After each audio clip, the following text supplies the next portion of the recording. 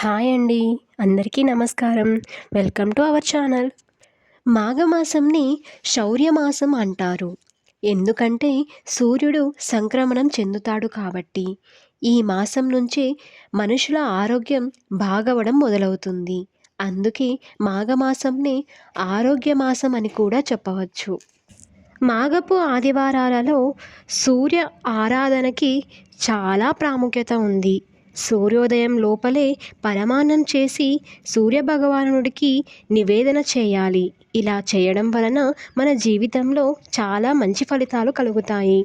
ఈ నెలంతా సూర్యోదయం లోపలే స్నానం చేసి సూర్యభగవానుడికి ఆరాధన చేయాలి. ఒకవేళ అలా చేయలేని వారు రథసప్తమి రోజు అయినా సూర్యభగవానుడి ఆరాధన తప్పకుండా చేయాలి. ఈ నెలంతా మన పిల్లలతో కూడా సూర్యోదయం లోపలే స్నానం చేయించి సూర్యభగవానుడి ఆరాధన చేయించాలి. ఒకవేళ స్నానం చేయించడం కుదరలేదనుకోండి, సూర్యోదయం లోపలే నిద్రలేపి సూర్య నమస్కారం అయినా చేయించాలి. ఇలా ఈ నెల రోజులు పిల్లలతో చేయిస్తే వారిలో కలిగే మార్పు చాలా అద్భుతంగా ఉంటుంది.